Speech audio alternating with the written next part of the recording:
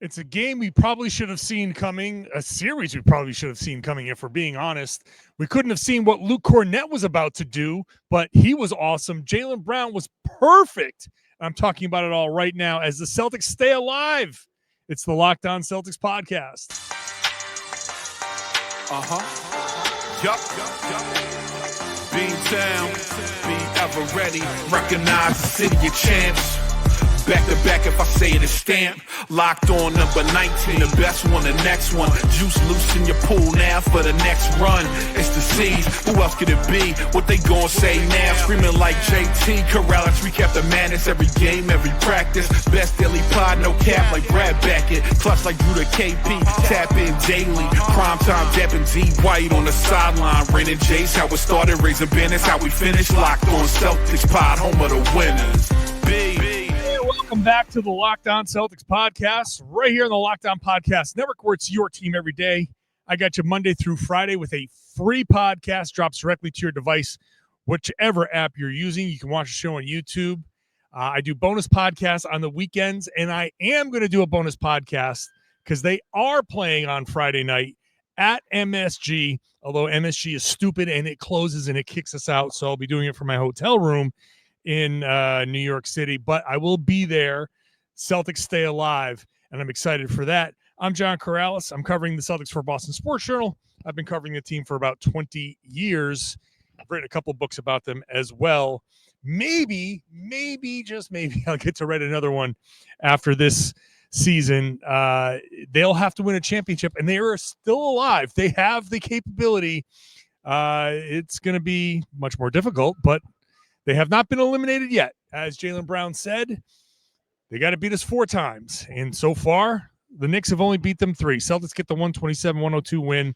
Later on, I'll talk about Kristaps Porzingis and why I think they still need to start him in Game 6. I know immediately you're thinking I'm crazy. I'll tell you why later on.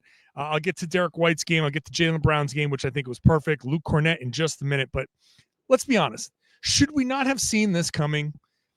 I blame myself. I'm the one that's supposed to be telling you how things are going to go. And I really feel like I let you down because this Celtics team is not last year's Celtics team. And the one thing that they are known for is this is the kind of like the pattern of a couple years ago where prosperity is not their friend. Whenever we think they've got something locked up and it's all set and they're good, they tend to kind of disappoint. They kind of suck. And then once we write them off and we're like, oh God, forget it, these guys will never do it, they turn around and they play great. They're the opposite of a front runner, I guess. They cannot handle the prosperity, and they love their back being against the wall. So the instant everything was lining up where even the Knicks fans were thinking, oh yeah, you guys got this. It's easy. Once I saw everybody like on board with the Celtics blowing the Knicks out, I should have been saying on the podcast, I should have been saying, watch out. This is going to be, this is not going to go the way we think it is. That's on me. Hand up my bad. This is the pattern. And then down 3-1. Now, no one could have expected the Tatum injury, but down 3-1, I could absolutely see them coming back and winning this series.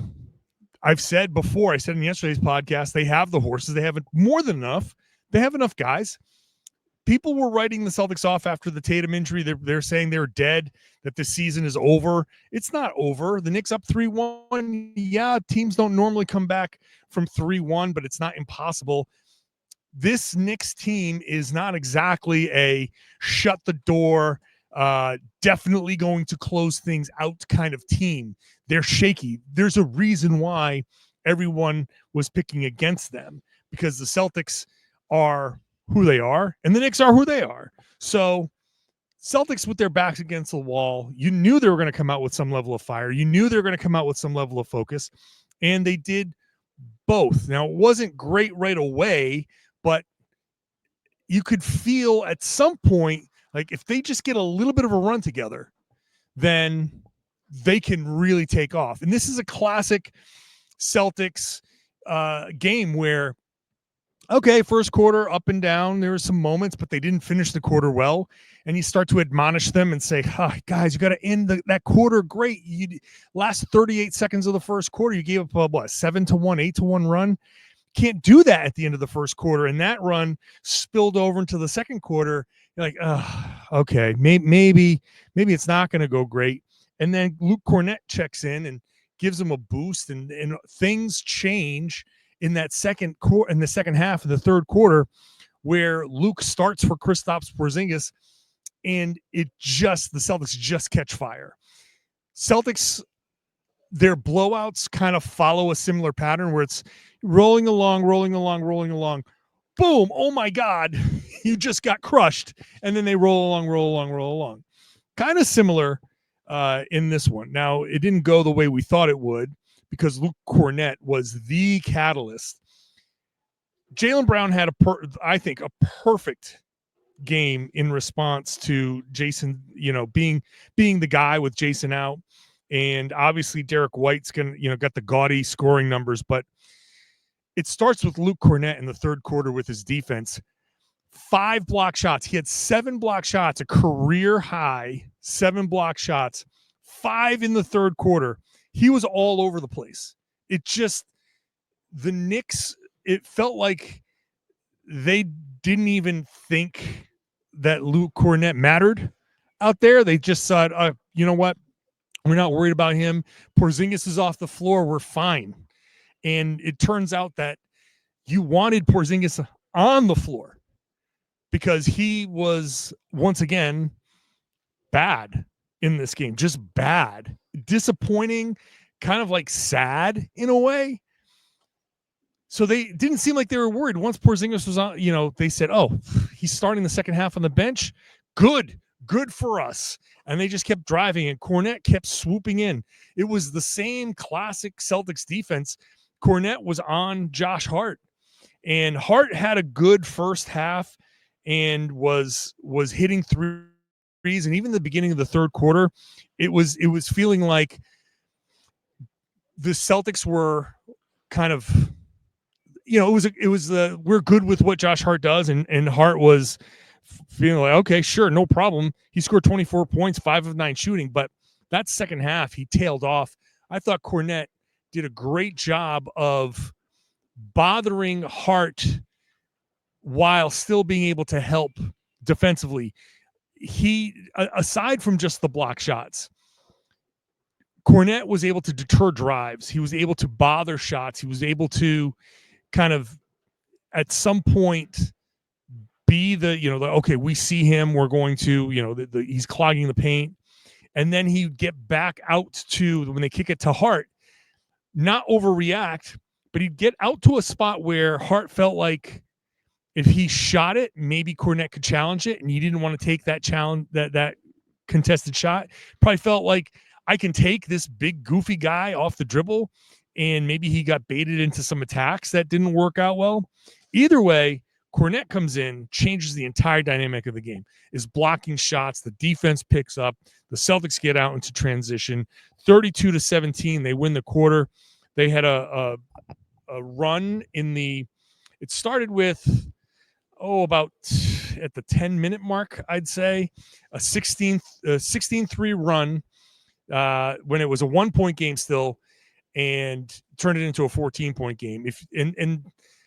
I stopped it at 16-3 because that's when the Knicks started to score a little bit.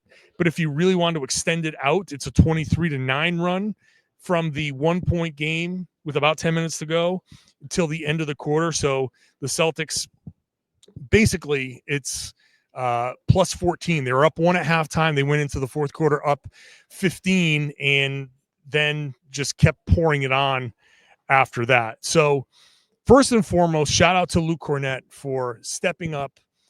Porzingis didn't play in the entire second half, and Kornet played 25 and a half, 25 and a half minutes, and was great, just great. And if you're trying to win a championship, and if you're trying to make a comeback here, and you've got to be willing to roll with different lineups. If this was the regular season, I think they might have let Porzingis try to play through some stuff in this desperation mode of, hey, our season is on the line.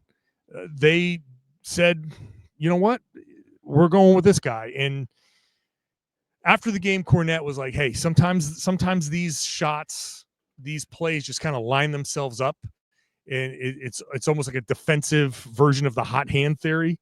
And it seemed like it because he just kept getting the block after block after block. One time he got a block on the sideline, saved it, came down, play gets worked around, great Celtics basketball, and it ends up in a pick and roll dunk for Kornet. He caught a reverse alley-oop lob. I mean, come on. This is Luke Kornet's night. But Jaylen Brown was awesome. Derek White was awesome. Other players were awesome. I'll talk about them next. And later on, I'll tell you why Kristaps Porzingis, despite everything, should still start Game 6.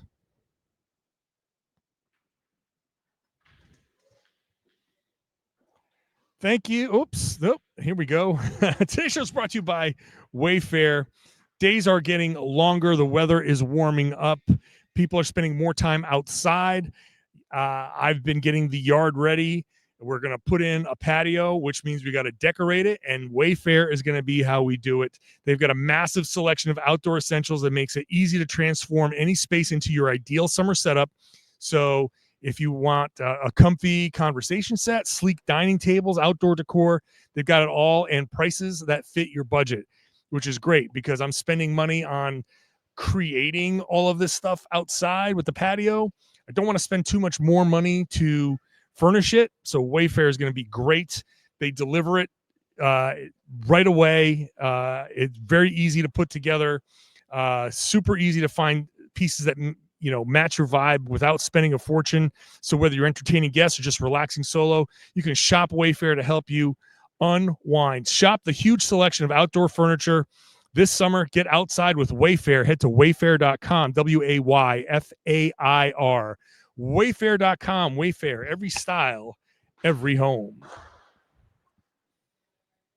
Thanks for making Locked On Celtics your first listen every day. Go check out Locked On NBA Game Night. Locked On NBA feed has 2 podcasts. Game Night covers you can see it in the title, Game Night. They cover the game night. So both of the playoff games, Celtics staying alive, the Golden State Warriors getting eliminated, those both going to be covered over there on Locked On NBA Game Night. So go subscribe at the Locked On NBA feed. Get both podcasts. You might hear the background noise of the garden being cleaned up. I am here at TD Garden, and they can keep this basketball stuff up because there's a good chance that the Celtics are going to come back on, Monday for them to play Game 7. They play Friday, Saturday. There's 2 days off. So it's going to be there's a potential here for a Game 7.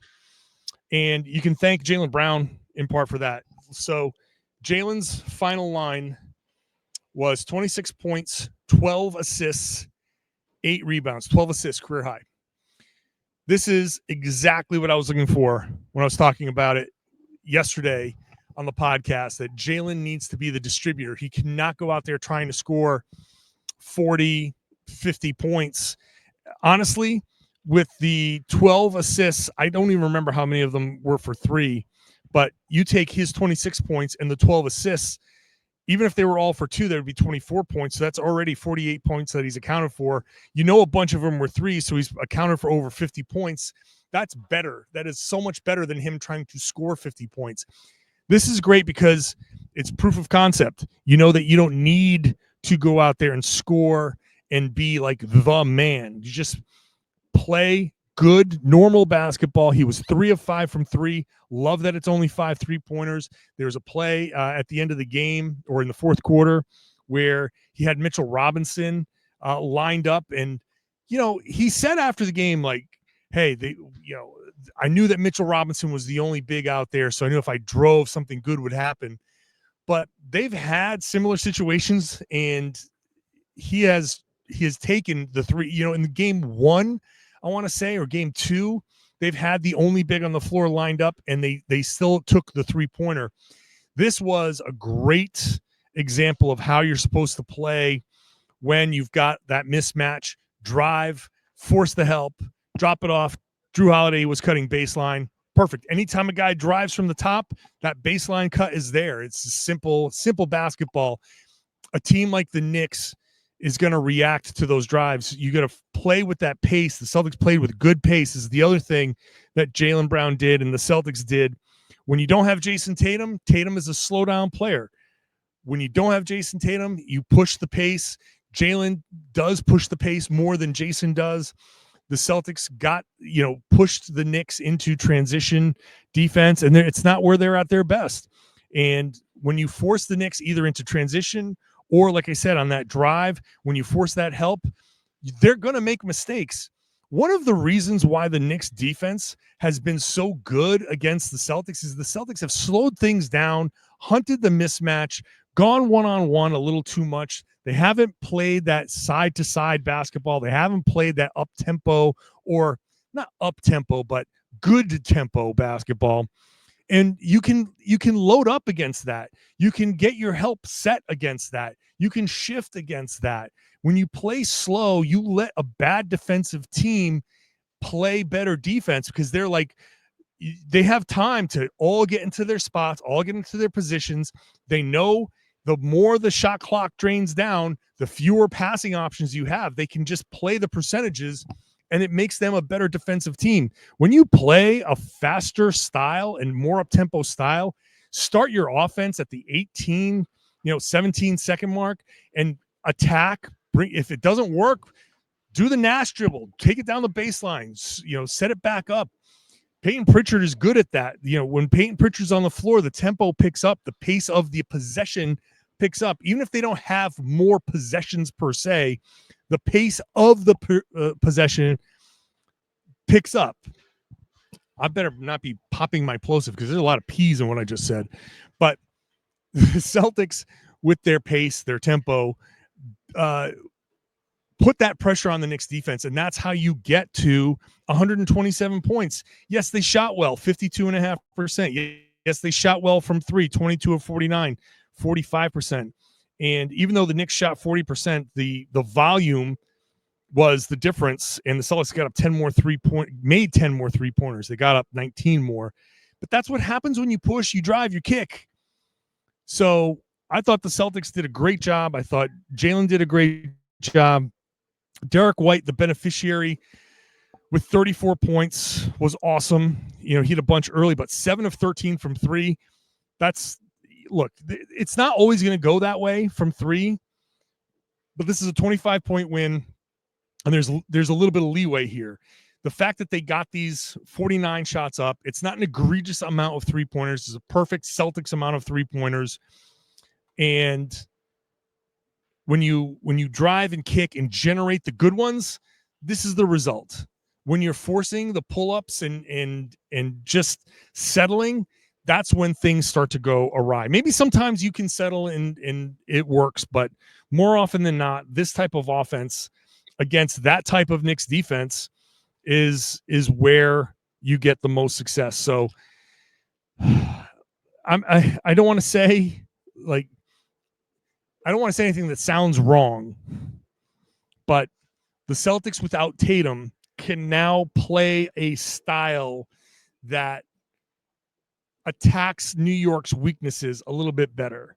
And I think they should have been playing this way a little bit more with Tatum, but the entire dynamic is different. And look, if the series, maybe at the end of the series, however it goes, we can get more into it. But I think the Celtics are, because they are down their best player, they can play with this tempo. They can play with a style and a focus, because they know, everybody knows, I'm not going to stand here and watch. I can't just stand here and watch and be like, okay, if Jason needs some help, I can be there. Everybody has to move. Everybody has to do something, because you just need to work that little bit harder. But by working that little bit harder, you're actually pushing the Knicks defense a bit harder. So I think that was definitely at play. Kristaps Porzingis was not good, but I still think he should start Game 6. I'll explain why when I come back.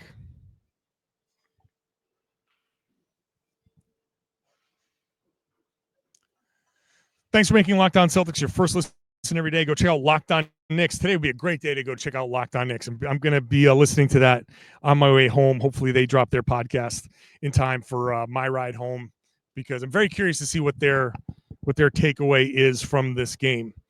So go check out Locked On Knicks. We got a Locked On for everybody. Okay, so Kristaps Porzingis was no way I can. He was terrible. He was just terrible. He was terrible in a way that I was like, okay, here's a good look. No, it's a very weak kind of layup attempt. Okay, why did you? He had a post up opportunity on Jalen Brunson and he got stripped. He turned the ball over. He had one 3-point attempt that didn't fall. Okay, two 3-point attempts that didn't fall. Got to the free throw line, 1 of 2 from the line. By the way, Celtics 17 of 26 from the line, 65.5%. They got away with that. You gotta hit your free throws. Like, you just gotta hit your free throws. That will cost you a playoff game, and you got no margin for error left here in this series. So hit your free throws. By the way, side note, they did a good job with the turnovers, only 9 for 11 points. That was pretty even across the board here. But so Porzingis was bad. So why the hell would I say start him? Because you need him. You need to know if it's going to be a good or bad Porzingis game. So start him. Go with the double big again. Start him and see. But you have to have a short leash. So I want to know, like, it's entirely possible that any one of these next games, like the next game could be the game. And if it's not, then the next game could be the game. One of these games, you would hope, is going to be where Kristaps figures things out, can breathe, can do whatever, can feel better, and give you something. If you just sit him and say, nope, we're going to go with Luke, I think that hurts your chances of getting the best Porzingis that you can get. So I say start the double big, try it again, and if it very clearly isn't working for him, then short leash, sub him out, and be done with it. Maybe you can try him in certain spots with different combinations later on and give him another 2-3 minute stint to see, depending on how the game flow is going. But life would be so much easier if Porzingis is just being himself, his normal self, hitting some threes, actually getting into the post and hitting those shots against the mismatches. Life would be easier for the Celtics if he's that guy, because that really puts a lot of pressure on the Knicks defense. And then you can sub in Luke Kornet and then have that, constant push of that rim protector. And when Porzingis is out there, an offensive threat as well, because you need to have Porzingis. You need to give him the chance, because Derek White's not going to shoot 7 of 13 from 3 all the time. You're not going to get 22 of 49, 45% from 3 all the time from everybody. You need to have, if this is a tight game, you just need to have that opportunity, the chance that Porzingis can get out there and be effective. So you can't just give up on him now. Doesn't mean you have to give him the whole game. Doesn't mean you have to give him 25 minutes. He played 12 minutes in this. Maybe he gets 8, but you still have to give him those minutes to see. And if somewhere in those minutes he plays great, then congratulations. It's almost like you're hitting the lottery at this point. But I think you have to give him just that opportunity. You can't lean on Al Horford to do a ton. He was good. I thought Al Horford was good in this. He was 5 of 7, 12 points, a plus 11. This is the most damning Porzingis number is the Celtics win by 25, and he was a minus 12. Jeez, that's rough. That is rough. You can lean on Al and you can lean on Luke, but I think there is always the potential that you don't get this kind of Luke performance all the time. So I wouldn't rely on that. And I'm not going to rely on Nemish Queta. Maybe the Celtics can go small, and maybe some of the answer is single big, and a guy like Luke is quicker than you think, and he's faster than you think, and he can push. He certainly can push Karl-Anthony Towns to really have to work hard to chase him up and down the floor. He obviously is a lob threat and all of that stuff. So yes, having Luke in there is super important, and he's a great option to have if Porzingis can't come through. So I just feel like you got to give Porzingis a chance. All right, let's see a couple other guys before I wrap this up. Drew Holiday was pretty good. 14 points, 5 of 8 shooting. I thought he did a great job attacking the rim. The cutting was good. He's super smart on those cuts and finishing at the rim. So a good game from Holiday. Like I said, Al Horford was pretty good. Pritchard did a great job. 17 points, plus 24 was third best on the team behind Derek White. Jaylen Brown was plus 28. Derek White was plus 26. Pritchard was plus 24. Holiday 23. Luke was plus 20. Felt like Luke was going to be like a plus 50 the way he was playing. Pritchard, I think his strength is just probing, breaking down the Knicks defense. That's where Pritchard does his real work.